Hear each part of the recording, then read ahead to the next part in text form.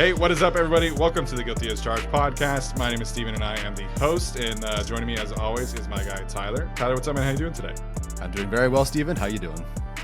Doing great. Exciting times, obviously, ahead as the Chargers have begun to interview and request to interview head coaching and GM candidates. It's been an exciting week, and obviously the interviews will continue to happen over the next couple of weeks here as we go full steam ahead towards the potential hires of those two positions. So we got a fun show planned for you guys today. We are going to be joined by Mr. Jeff Diamond, a former NFL Executive of the Year with the Minnesota Vikings, as well as the president of the Tennessee Titans. We were able to pick his brain on the process that the Chargers are undergoing right now, the kind of questions, environments, red flags, do's and don'ts, if you will, of this coaching and GM search. So really excited about that. And we'll also talk about the likely retirement of Corey Linsley to wrap up today's show. So, Tyler, excited to dive in as always. But before we do have to say, we are fans of the team first and foremost. The opinions that we reflect on the episodes every single week on this channel are not reflective of the opinions of the organization. They are ours and ours alone. We are fans of the team just like you guys and are very grateful to have this platform. And hopefully you guys enjoy the episode. So that being said, let's get to this interview with Mr. Jeff Diamond. All right, you guys. So happy now to be joined by Mr. Jeff Diamond by way of the 33rd team. Very grateful for them for helping us facilitate this interview. Like I mentioned earlier, Jeff is a former NFL Executive of the Year. He's a former NFL GM of the Minnesota Vikings, as well as the president of the Tennessee Titans. So very excited to have him on today to pick his brain about the Chargers process that they're going to be going through, hiring a GM as well as a head coach. Jeff, we can't thank you enough for taking the time to join us today. How are you doing up there in Minnesota? Doing fine, thank you. We've had a fairly mild winter so far, so it's not too bad. But I guess I'd rather be in sunny California with you guys, but maybe later in the winter. Yeah. Someday we'll get on a vacation, maybe potentially in California. So, like I mentioned, we're really excited about this. This is going to be a true inside peek into what the conversations that could be going on behind the Chargers doors, from a gentleman who has won a Super Bowl in the NFL as a general manager, and the kind of experience he has is going to be a ton of fun to pick his brain about. So really excited about this. Jeff, I think we'll start with the head coaching side of things here. Obviously, the Chargers are doing both searches at the same time. The big question or debate on social media right now has been experience versus like a first-time head coach. And so, whether there are specific candidates out there, your former organization let a head coach go today who's very experienced, obviously. When it comes from your perspective as an executive, how do you weigh the need for previous head coaching experience versus somebody who's been a coordinator and might be kind of like that next guy in line, so to speak? Yeah, it's a tough call because obviously if a guy has head coaching experience, it's a nice thing to have been in that seat and have run the team and understand the ins and outs of being a head coach in terms of what's expected, how you deal with the media, how you deal with the team, how you handle all the different hats you have to wear as a head coach. But that doesn't mean that there aren't really qualified people that are coming up through the ranks as coordinators or as position coaches or whatever it may be. John Harbaugh, the Ravens, maybe the number one team going into the postseason, he was a special teams coach in Philadelphia when he was hired by Baltimore as a head coach. And everybody thought, well, how did that happen? But it certainly has worked out pretty good for the Ravens and for John Harbaugh. And so they come from everywhere. I've seen head coaches, and I've worked with head coaches who have been coordinators. I've worked with head coaches who were college coaches, and started my career working with Bud Grant, a Hall of Fame coach, and he went from being a player right to being a head coach in Canada to being a head coach at the Vikings. So it depends on what kind of individual you're talking with, what you're looking for. And I think for teams such as the Chargers, they're coming off a year where obviously the defense struggled and and Brandon Staley had all kinds of issues. And so do you go offense with a guy like Ben Johnson, who's has such good success with Jared Goff in Detroit, or do you go defense and a Dan Quinn or a Brian Flores? And there are a lot of good candidates. And I think you just have to kind of determine what direction you want to go. If you want to go offense, you want to go defense, what you're looking for. Maybe the Chargers just got done with the defensive head coach. Now they want to have an offensive head coach. It's just it's a tough call, but I think ultimately it's such a critical decision for an organization to make the right call. So we'll just see how it all turns out for the Chargers and for these other teams that are in the market right now. Yeah, the Chargers have certainly started to cast this wide net. They've already come out with several different names they've requested to interview, some internal candidates they have already interviewed. How is this interview structured? Because Chargers fans, we can pick the names, but once things go behind closed doors, I have no idea what's going on. So how is an interview structured? Walk us through, what might be happening, who attends, who does the majority of the talking? Like, what does this look like for a candidate? What are they walking into? Well, I think it varies with the situation, with the individual. And sometimes you've got current coaches that are or coordinators that are coaching during the playoffs. They can do virtual interviews with them as of a certain date. Or you have some of the people that are already out there and available, such as a Brian Flores, and they could be brought in for the interview. If it's a coach who's been working with a team, the main people that are going to make the decision, the owner, the GM, but in this case, there's no GM in LA with the Chargers yet. But in often cases, it'll be the owner, the GM that will meet with a candidate at their site. They'll go to the individual cities, and so yeah, it just varies by different people, by different situations, and ultimately it just becomes a situation where the owner and whoever is involved with the owner, it could be a team president, whatever, they have to take the time and do their due diligence, do their research, and then spend the time with that coach to make that decision. And it could be a college coach. I mean, it could be a Jim Harbaugh. So who knows where they're coming from? It could be anywhere. But I think it's always a very fascinating process, and it can be certainly a time-consuming process, but yet you have to be very wary of what's going on with other teams.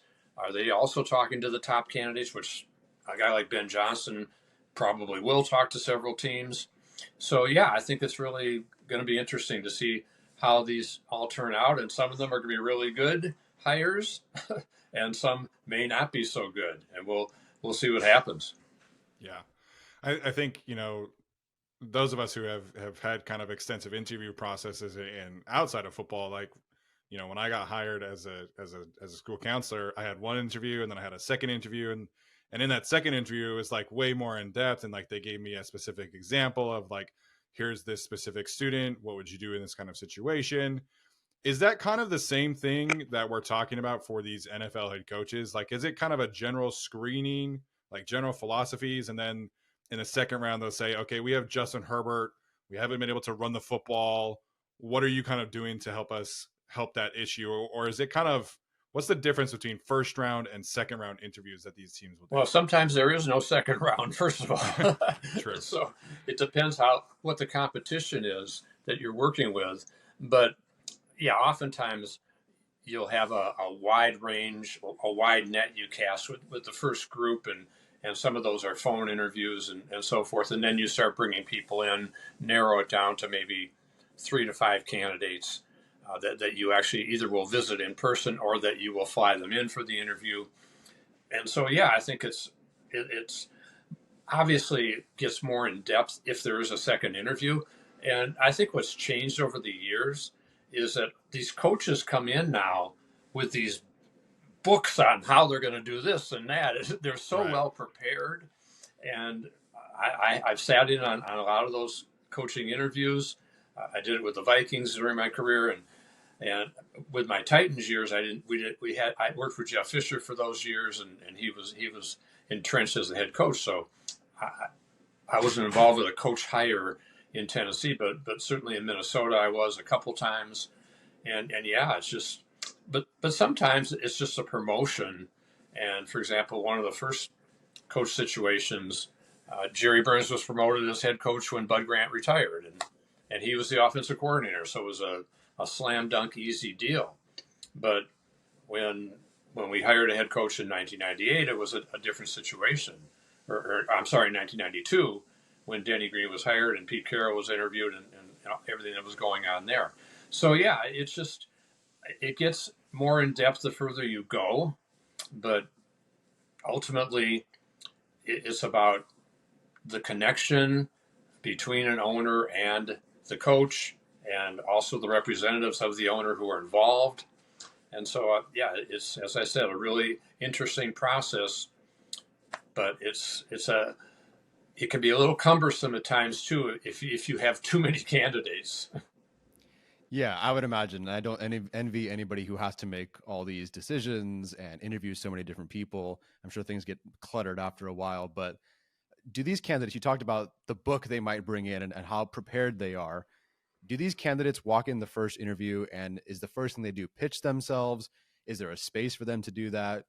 Are these decision makers asking, hey, how would you fix our team? Like, how are these candidates pitching that they should be the next coach? Do they get a chance to do that? Well, yeah, I'm sure that the owner and whoever else is involved is going to talk to the candidates about what do you think of our team? What do you think we need to change? How can we help support Justin Herbert, who's obviously our main guy? What do you think about Austin Eckler? He's going to be a free agent. He had a great year 2 years ago, not such a great year this past year. And what do we do with Joey Bosa and Khalil Mack, who have $30+ million salary cap figures? Do we restructure them? Do we let one of them go? Mike Williams has been a quality receiver, but the Chargers right now are 30 some million over the cap next year, and they could pick up 20 million with Mike Williams. So you talk to the candidate, how important do you think he is? Have you watched tape of him, and have you watched tape of Quentin Johnston? We know that Keenan Allen's a great player, and even as he's getting up in years, he's still productive, although he did miss 4 games this year. So what do we need to do, and how do you propose that we do certain things, and what happened to our defense when we've got all these high priced players? We've got Bosa, we got Khalil Mack, we got Derwin James, we got Eric Kendricks, we got these guys we're paying, and we're 28th in the league on defense. How does this happen? Well, it was a strange year for the Chargers. We know that. It was kind of similar to what I think the Vikings experienced here. I'm in the Twin Cities and cover the Vikings for local media here. And I think there are a lot of similarities to what happened to these two teams. They both got hit with injuries. Bosa got hurt. Herbert got hurt. Mike Williams got hurt. For the Vikings, it was Kirk Cousins. It was Justin Jefferson, T.J. Hawkinson, DJ Wanham on defense. It's tough when you lose really good players, and people say, well, yeah, you need to have quality depth behind them. Easier said than done when you're talking about Pro Bowl caliber players that these guys are. And so, yeah, the Chargers were already struggling by the time Herbert went down. We know that. But for the Vikings, they were right in the mix when Cousins got hurt, and their quarterbacking went down the drain basically in the second half of the season. So it's a tough deal, but the coach and the coach candidates have to address that and just say, hey, what do you think happened here? How can we avoid this in the future? What would you do that 5th pick in the first round coming up? Do you trade down if these teams are looking for quarterbacks and it's a great quarterback draft? Do you trade down and get some more help on defense? Because obviously you're not going to take a quarterback when you've got an elite guy in Justin Herbert. So there are a lot of things to address. And even though the coach is not going to necessarily make the decision on who's drafted, that coach is going to certainly have input. Yeah, no, I think the alignment aspect of things from the coach and GM standpoint is definitely something that Tyler and I have discussed as kind of being our top priority in this hiring cycle, is getting to hires that are on the same page in that regard. I am curious in terms of the questions, like we've heard from NFL prospects, like about these like red flag questions that decision makers will ask them in that process. Justin Herbert was asked about like which coach he would punch in the face as a way to like try and figure like, I don't know, weird questions like that, right? Is that something that happens with coaches and GMs too? Are you trying to identify red flags in this case scenario too, or are you only really focusing in on like positives of the candidates? No, you're doing your due diligence. You're checking everything out for sure.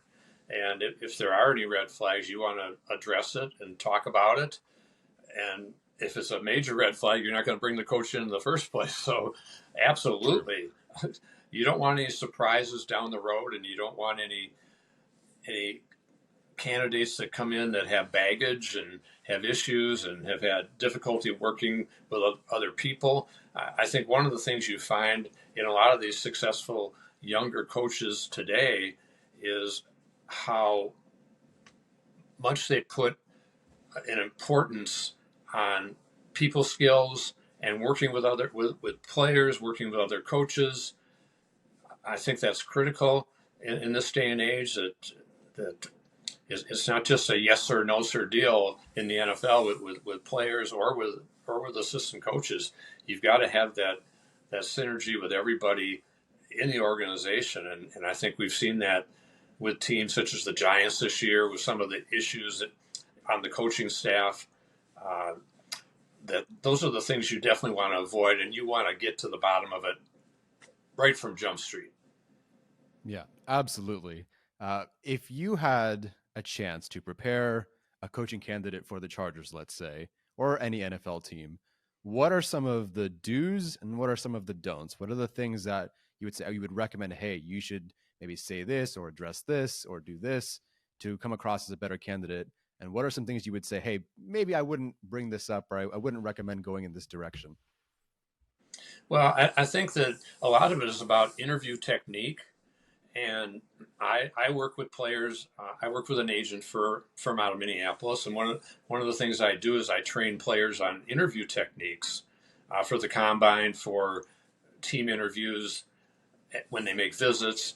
And I stress, and I would stress to a coach too, that watch your body language, keep your cell phone turned off, any number of things in terms of how you present yourself, how you speak.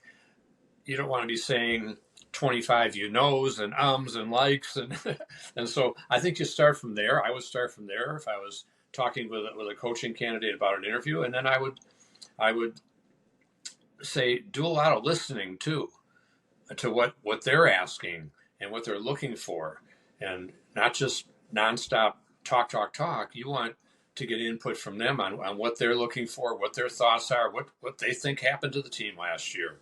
And I think it gives them, the interviewers, a little bit more of a sense that this coach is a team player. And I think that's the most important thing, along with being professional. And I think those are the key things that I would always stress to any candidate, whether it's a player or a coach. Sound advice in general interview in my experience as well. We'll pivot here a little bit and talk about some of the GM questions that we have here. One of the things that Tyler and I have been curious about is, there's so many different roles in NFL front offices, obviously between player personnel and scouting and assistant GM, and there's cap implications here. Is there a preferred like path to becoming a GM in your opinion, or is it kind of similar to the coaching thing where they kind of come from different backgrounds?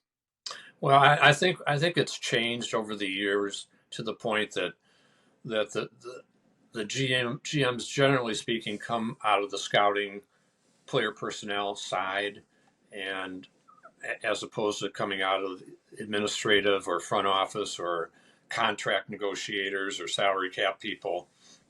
and so there still are some people in the league that have that background, but I think generally speaking, it's more taken the road towards the football background, which I don't think necessarily is a better path if the candidate is very knowledgeable about the sport, about the NFL, about teams, about building teams, and so I think that you can still find people that are well qualified, that have maybe not necessarily played professional football or college football, or coached at the level, or been a former player personnel director, pro personnel director. It's again about how this person presents themselves, how they speak to the team needs, and what their background is, what their knowledge is, what their ability level is. And so I think that still GMs can come from any walk of life in terms of their background. And I absolutely believe that. So how do you go then about determining a candidate's capacity to handle certain roles or departments that maybe they don't have much experience with? We talked to Tej Seth from Sumer Sports, who said like, okay, maybe assistant GM would be the better route because they've done the most things. They might have their hands in the most departments and doing the most things. So how do you go about determining that candidate's ability to handle things that maybe they had no experience with at all? Well, I think that again, they'll learn, and they'll have help.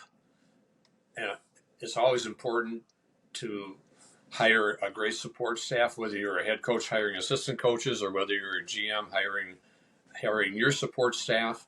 It's always important to have really good people working with you that may have been involved in some of these other areas, that may understand the interaction with the trainers and the medical department, with the video people, with the analytics, with all the different departments in an organization. And again, I think it's more incumbent on what their capacity is to work with other people, to delegate authority, and to understand and grasp new things that come their way. And yeah, there are a lot of GMs that have never done a contract and end up in that seat. Well, then they're going to hire a really good capologist, really good contract negotiator, and director of football administration, whatever the case may be, that understands those areas. And so I think that it's not essential that a GM understand everything about the inner workings of the football areas and all the different departments and so forth, as long as they're willing to learn and understand what it's going to take to learn and to delegate that authority. Yeah, I think that's a great point there. I think when we've looked at these candidates, right, I think there's a few ways to kind of try and figure out how to decide who gets like credit for what. It's a little bit more difficult for a guy like Joe Hortis, who's been in Baltimore for his, most of his career. So when you're looking at like, figuring out their specific role and like what do they get credit for, what's kind of their calling card, how do you go about figuring that out? Well, I think first of all, credit. If you win, everybody gets credit. And so, Fair. but that's the important thing, and that's why a lot of these hires are going to come from winning teams, because they've been involved with a winning culture, and that word culture can be overused. We know that, but I think that's really important to understand what it takes, and what a individual has done in the past, who they've worked with. And so I think that as long as they understand what it takes to be successful, and most of these people that are going to get these jobs as GMs or as head coaches have been successful in the NFL, if not in the last year, certainly in the last several years, then they understand that it's teamwork, and they're not as concerned about who gets the credit. I think when the egos get overactive, that's when you have problems in organizations. And I've seen that in different organizations I've worked for, and I've seen it with other organizations, that it just is unfortunate that some people, and it could be insecurity, it could be paranoia.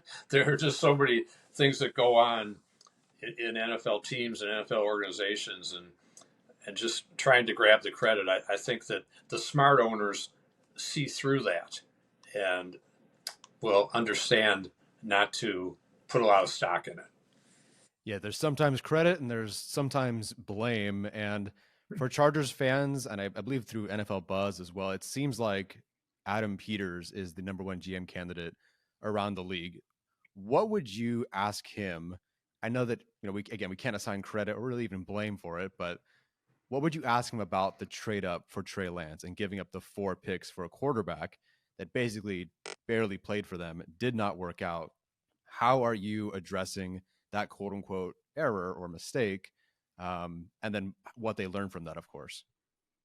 Well, maybe he's going to blame John Lynch. Say, hey, I wasn't the GM. But yeah, I'm sure that he'll probably be asked, how was your involvement in that? And if he's smart, he'll kind of say, yeah, well, it wasn't really my final call. So that's what I would advise him. Definitely. And maybe take more credit for, and you can always point to drafting Brock Nick Purdy Bosa as a way to overcome that Brock challenge. Purdy, for example. My last question for you, Jeff, I think, this, everybody's talking about like ideal destinations, how attractive it is. If a GM candidate or a head coaching candidate came to you and said, hey, what do you think about this Chargers job? Obviously we know some of the pros and cons here, but for you, how attractive would the Chargers be for somebody who came to you for advice? Well, I think first of all, when you've got a franchise quarterback, that's the first priority, and they've got that in Justin Herbert.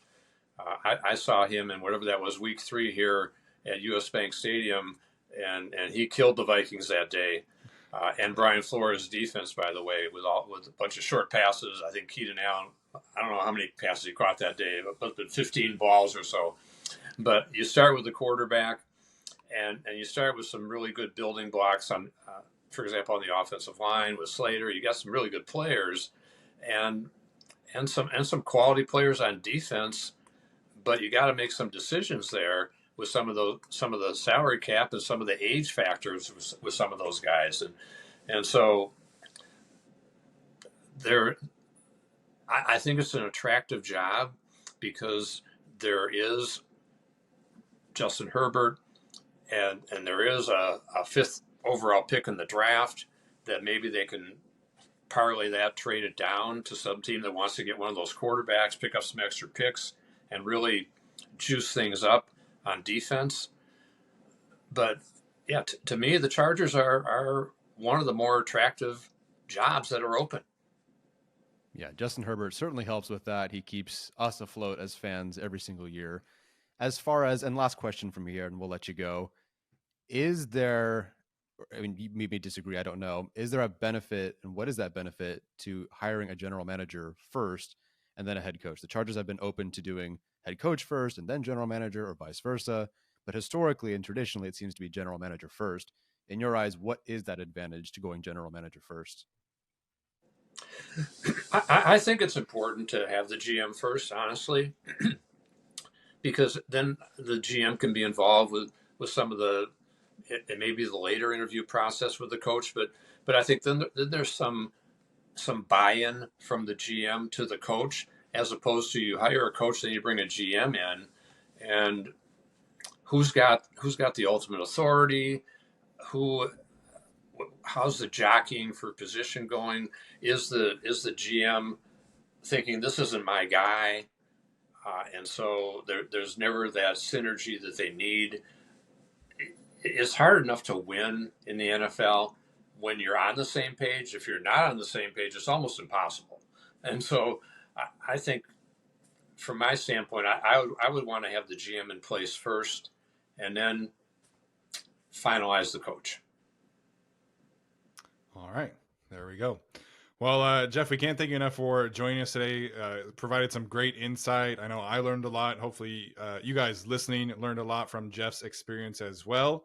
And hopefully we can catch up again sometime soon, Jeff.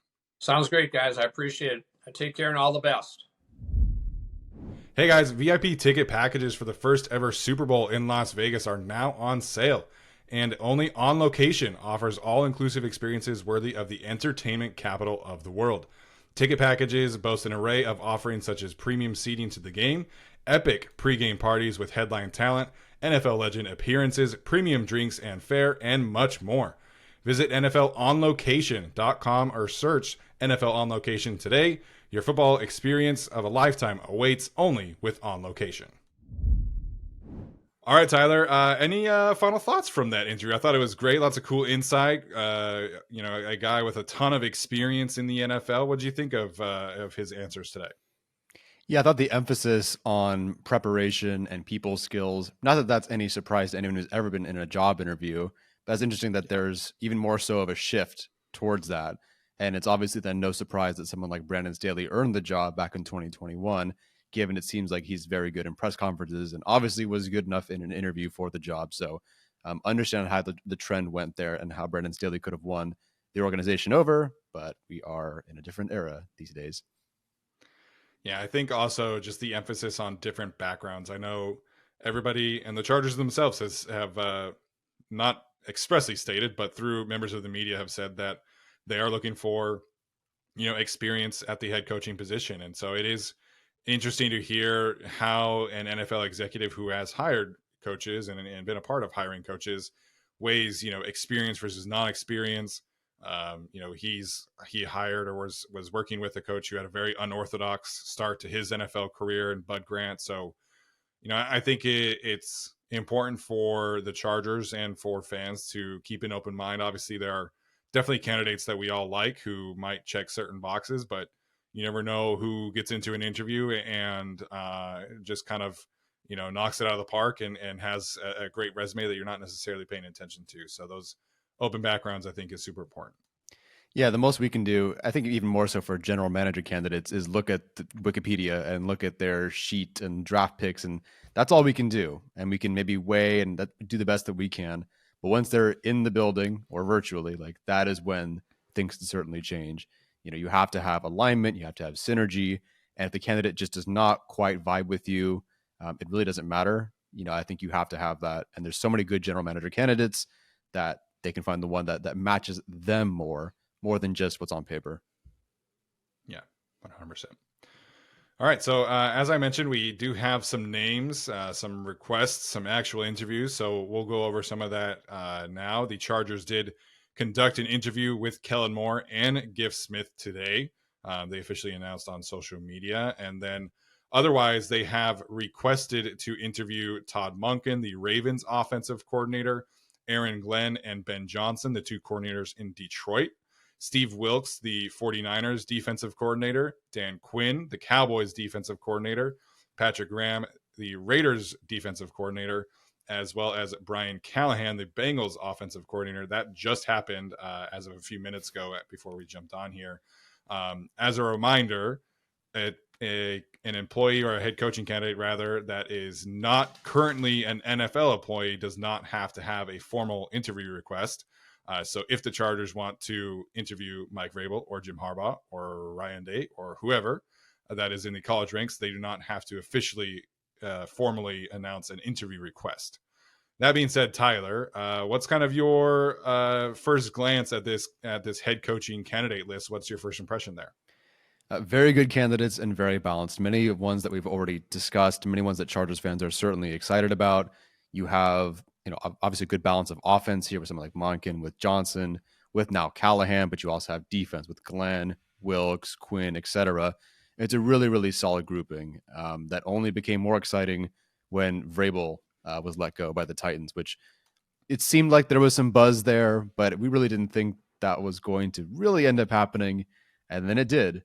So the Chargers are now looking at what I originally thought was, a weaker coaching class that maybe was a bit top heavy, but now you've got another name in there who could genuinely be the Chargers' number one candidate. And Keenan Allen, spoke on the traits that he's looking for in a head coach. And he said he's looking for, leadership, obviously, being a winner, knowing the game in and out, just being smart.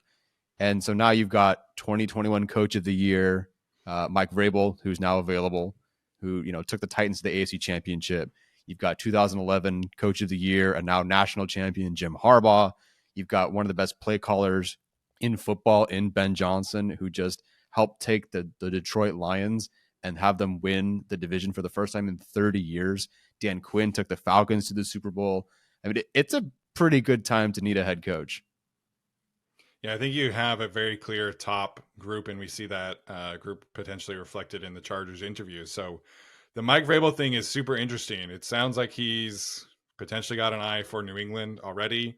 But listen, man, I think objectively, he's one of the top candidates. I think, to me, we've kind of identified Jim Harbaugh and Ben Johnson as the top two guys. I think Mike Vrabel is right there, whether he's number 1, 2, or 3 for you. I think all three of those guys are legitimately top options, guys very deserving of a potential interview, very deserving of a potential bidding war, depending on what team you are. But Mike Vrabel in particular is a really interesting candidate because, I know that the last 2 years in Tennessee have not gone super great. Obviously, there's been injuries to Ryan Tannehill, and they kind of went through a competitive rebuild this year. So it's been, not a super productive 2 years for Mike Vrabel, and he spoke about that last week when he was impassionately talking about how much he hated losing. But I think, two of the things that we've talked about in this coaching search are, having organizational alignment and just having the roster philosophies of having a head coach and a GM who are aligned and have a true vision that match each other. And being able to bring that out in the form of an identity and a culture. And Mike Vrabel has definitely done that. I think his teams have consistently had a very strong identity. They've been incredibly physical. We've talked about this at the times the Chargers have played the Titans. The Titans just had this way of just sucking teams in and just making it a fist fight and being physical and just scraping and clawing for every ounce of an advantage that they could possibly find, whether it was on defense or offense or whatever the case may be. And that's definitely something that I would be interested in potentially exploring. Mike Vrabel has also been consistently one of the best game managers in the league. He gives the Titans a huge edge in terms of the margins and coaching and timeout management and clock management and things like that. So Mike Vrabel, he's not coming off the best of times in Tennessee, but what he's been able to do from a defensive perspective, from a culture perspective, and from a staff perspective. He hired Matt LaFleur as his first offensive coordinator. Arthur Smith was his second offensive coordinator. I know Arthur Smith wasn't super great this year in Atlanta, but he was able to get him a head coaching job. This was a guy who did enough of a sample size as an offensive coordinator where other teams were vying for his services as a head coach. So this is a guy who I think checks a ton of boxes. And for me, I would definitely be interested in interviewing Mike Vrabel. The best way I can describe the Titans under Vrabel is that I hated when the Chargers would play the Titans under Vrabel. And you knew it was just going to be some ugly game. I attended the game last year in Los Angeles when the Titans came to town. And by the 4th or 5th play, they lost their quarterback who ended up getting hurt. And they threw Willison. And it was they were injured as is anyway.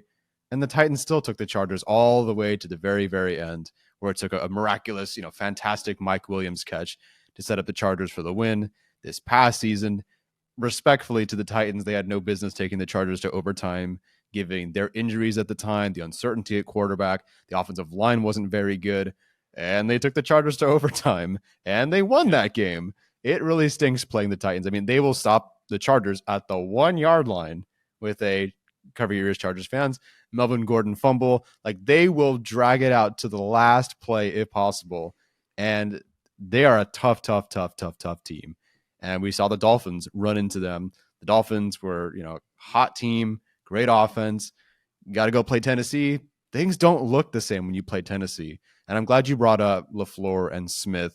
That is definitely what I think for most, if they're ranking these coaches and it's not just experience, I think a lot of Chargers fans will rank Vrabel maybe 3rd because he's a defensive guy, whereas Harbaugh's offense, Ben Johnson is offense.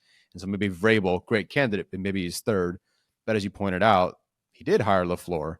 And then after that, they brought Arthur Smith up as a former tight ends coach. And Ryan Tannehill won comeback player of the year under Arthur Smith. Like those are two very good, one hire and one elevation promotion internally that really, really worked out. So I don't know how it'll work for the Chargers, of course, this time around. Technically, Arthur Smith is available. I don't know. But I do love potentially like Terrell Williams we've talked about. I'm not trying to sell Vrabel here, but because he's the new name that's available, Terrell Williams, the Titans assistant head coach and defensive line coach who work with Khalil Mack. I think that's probably your defensive coordinator if it's Vrabel. Great coach. Again, 2021 coach of the year. It's a winner. He's a winner. Hated when the Chargers played him. Would love if he coached for them. Yeah, I mean, like whenever I picture the Tennessee Titans under Mike Vrabel, outside of like Chargers experience, I remember that game 2 seasons ago where they went to Kansas City. Ryan Tannehill did not play. Malik Willis completed like 7 passes and just was like completely not functional as a quarterback at all. And it was down to the wire because that defense just took it to Mahomes. And I've been a proponent of like stability around Justin Herbert being definitely one of my top priorities in this coaching candidacy, but potentially getting some of that Titans defense and pairing it with some of the pieces that the Chargers have would be a lot of fun. And Mike Vrabel, I think, makes up in enough areas for me where the lack of him not being an offensive guy is kind of mitigated. And even though the Titans have gone through different offensive coordinators, it generally has always been the same kind of schematic world. Like there's been some schematic stability there, even if you're not having the same group of coaches calling the plays. So I think that is definitely something to point out. Again, this could all be a moot point. He could certainly choose to just coach the Patriots and we'll see what happens. But if you're Mike Vrabel, like I think you should be open to potentially coaching the Chargers. I think you should be open to interviewing with these other teams because this is probably the one time that you're probably looking to be the last time I should say you're looking to coach a team. So I would hope that he gets an interview with the Chargers. Would be fantastic. Outside of him, it's a lot of the same kind of names that we've been talking about. Todd Monken is kind of the other Ravens offensive coordinator, but he was a guy we were very interested in potentially being the offensive coordinator for the Chargers before he chose the Ravens. And then the defensive backgrounds here, I think, are very interesting because the defenses are all from different worlds. You're talking about Steve Wilkes, who has a variety of experiences, Aaron Glenn, who's run a variety of defenses, Dan Quinn's run a variety of defenses. So I think that is something that stands out to me from a defense perspective, is just the ability to have that variety. And then a lot of these guys are like truly respected leaders. And I think that obviously we've talked about offense versus defense, but at the end of the day, like Jeff said, you're trying to find the best leader for your team. You're trying to find the best person for your team. And if that's a defensive guy, I think you make the rest of the process work by hiring other people to support him. Yeah, Keenan Allen in his comments didn't say the person who can scheme me the most open and throw me the most targets. That's the person. Now, I'm sure he'd prefer that, of course. Of course, every offensive player wants to be maximized. But yeah, there are some very, very good defensive candidates here, most of them with coaching experience. So I really do like that. I see where the Chargers are going, and I really do like this list. And it's only going to grow. Today is Tuesday the 9th, and I'm sure we'll get 5 more candidates by the time this thing airs tomorrow. Yeah, we had a bunch of coaching candidates come out yesterday, and then we've had a couple more today, as well as the interviews with Giff Smith and Kellen Moore. What do you make of them interviewing the 2 in-house guys? I don't believe that's happened previously. So what are your thoughts about them interviewing Kellen and Giff today? I would be fascinated to know what Kellen Moore would say about what, having just been the offensive coordinator, how he would approach fixing the Chargers and maybe even their offense. We don't know for sure how much oversight there was. And unfortunately, we never saw a team without a head coach with Justin Herbert. So we don't know what could have changed. But I am curious if he had his way on offense and there was nobody to, oversee him and he was the head coach, what would he do? How would he fix the Chargers offense? What went wrong this year that either they didn't anticipate or they overlooked? What could they have done to help? And I think that's important too, considering he could be their offensive coordinator. Of course, he could be their head coach. He could be their offensive coordinator, depending on who they hire as well. So I think it's important to pick his brain. And then with Giff Smith, I think there is something there in terms of just being a leader. They talked about leadership, and you talked about, and Jeff talked about finding the right leaders. And it really does seem like Giff, even just from that alone, is a great leader and a great candidate for that alone. And this is a guy who's been around through 3 different stadiums, 3 different coaches, potentially a 4th one now. He's seen a lot. If you want someone who can tell you about your franchise over the years and maybe what went wrong, what's going right, what would you change, how could we communicate better, there actually isn't a candidate better than Giff Smith in that regard, because he can tell you, I've been here for a while, and here's what I've seen over the years. And no other candidate gets to talk about that. I think it's all part of the due diligence, honestly. Like, I think it is very worthwhile to pick their brains about what went wrong this season in earnest, and like, how would you change things? Okay, Giff Smith, like, Khalil Mack has spoken up for you. Why is that? Justin Herbert has said he really believes in Kellen Moore and his vision. Why do you think that is? Like, what would you change? How would you take it to the next step? And I think obviously Kellen Moore specifically can speak to what this offense could look like in year 2. And Justin Herbert was asked about that yesterday, and the advantages of having a second year or beyond in the same offensive coordinator, same scheme. So I think it's all part of the due diligence. I think Giff did a fantastic job of riding the ship over the last 3 weeks. And that really was all we could ask, is that the team was competitive across the final 3 games. I mean, they were like 13.5-point underdogs against the Buffalo Bills. It would have been very easy for, an interim head coach to come into this situation and not be able to rally the troops. I know they didn't win, but obviously they were missing a ton of key players as well. But you're playing against a team who just earned the 2 seed in the AFC. This is a team that has an MVP candidate at quarterback. It would have been very easy for them to just kind of, mail it in, so to speak, and lose these 3 games. But Giff Smith did a fantastic job of getting them competitive, getting these teams to fight again like we had seen them previously do. And you saw that show up in guys like Easton Stick and Khalil Mack, obviously, and Thule and Derwin James and Alohi Gilman. You could tell there was just more buy-in, I think, with Giff Smith's vision. And I would want to know, why is that? You've been a position coach for a lot of years for us. What would you change differently from what you've seen? So I think that definitely is a part of the due process. And I think those 2 hopefully took advantage of those 2 interviews today. Yes. In particular with Kellen Moore, I think the Chargers understand that they have had guys like Sirianni on their coaching staff before, and they've had Shane Steichen on their coaching staff before, and Frank Reich, who wasn't a super successful head coach, but he became one. You don't officially and easily want to let Kellen Moore out, despite, I know Chargers fans have been frustrated with the offense, the protection plan in particular, and in the run game, of course, but you just want to either be sure or know more or whatever it is, because it's not like 2020 was a great offensive season where there was no protection issues and a great run game. It was opposite. The protection issues weren't quite there, and the run game wasn't great in 2020 with Shane Steichen.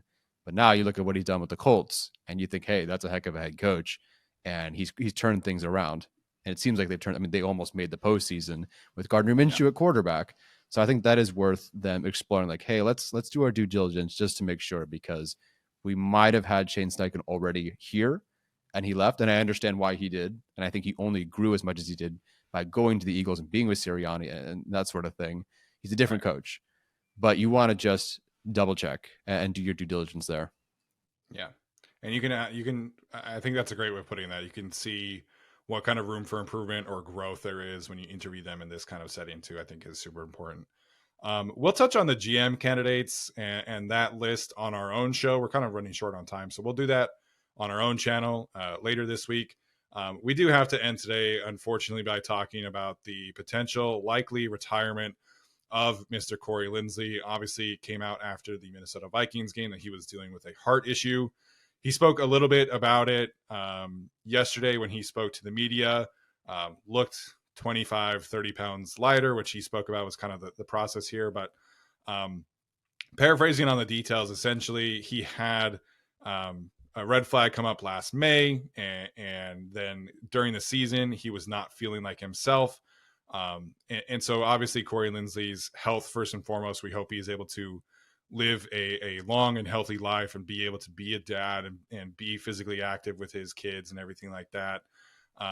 But he said that there's a 99% chance that he does retire at this point. He'll have a final test, so to speak, in March, and then that's kind of when they'll have, I assume a formal announcement. So it's just unfortunate. We kind of expected this based off of heart issue. Anytime you have something like this come out in a football player, it's a tough thing to stomach, man. But we wish Corey nothing but the best. He is one of the best Chargers who has ever come in as a free agent, at least in my lifetime.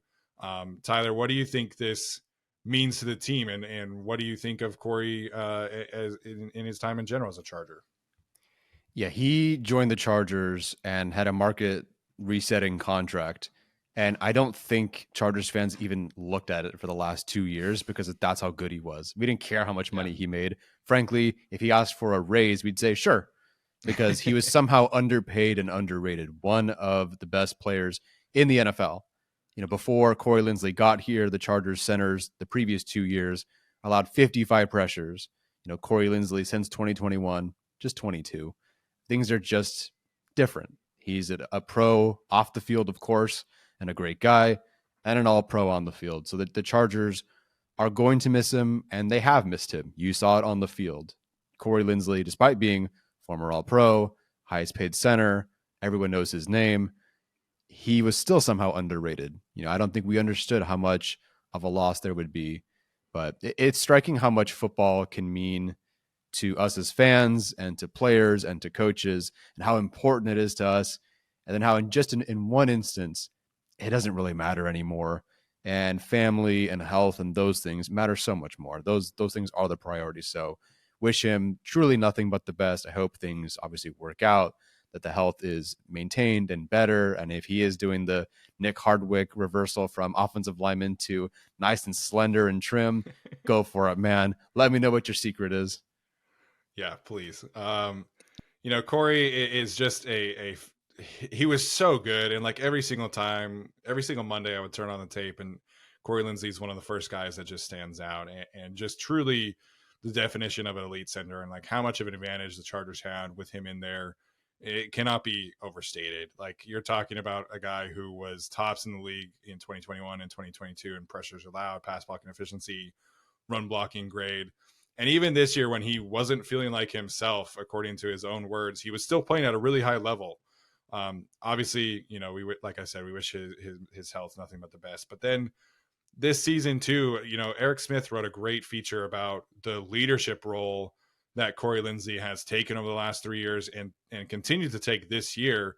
Jamari Sawyer said that at some point after the decision where he was going to be placed on the NFI list, he was doing like goal line cut-ups and like watching tape with the guys. And he was still very involved in the daily operation of the Chargers. And I think that really says a lot to me about the kind of teammate, mentor, player that Corey Linsley is, because he was still all in on the team, even despite his heart issues. And he was still trying to help them solve problems.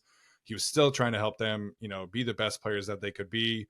Jamari spoke about how Corey was one of the first players to reach out to him and how much that meant to him. And Corey was able to like express his belief in Jamari's talent. And I think you see the leadership, you see the ability to be a difference maker on the field. But just as a person, I think we've heard so much about who Corey Linsley is, and the Chargers are going to miss him. This is a huge hole that he's going to leave on this roster, in the locker room. Guys like Rashawn Slater, Jamari, Zion, they're all going to have to pick up the slack next year in terms of their play on the field as well as their leadership. We've seen some of that come to fruition, particularly from Rashawn Slater. But this is a huge deal, and it's unfortunate that it came to this, because Corey Linsley, like I said, was one of my favorite players every single Monday to turn on the tape and see what he was doing, and just the advantage he was creating for this Chargers team. So I'm going to miss watching him play. I really am. And there's a lot of that going around with his team. But Corey Linsley in his short time with the Chargers left such a mark, and I will forever, cherish the moments I had watching tape, hearing about his interview. I got to ask him a question at training camp. So it was a true treat watching Corey Linsley play football for the Los Angeles Chargers. Absolutely. Wishing him nothing but the best. Yes, definitely. So that's going to do it for us today. Hopefully you guys enjoyed the show. As always, make sure you are liking the videos, commenting, subscribing. Obviously, if you're listening to this, we enjoy all the ratings and reviews. And again, thanks to Jeff Diamond for joining us. Hopefully you guys enjoyed that interview today. So that'll do it for us today. We'll see you at the same time next week, maybe with some more coaching and GM updates. We'll see. But as always, check us out on our own channel. We'll see you guys later. Bolt up.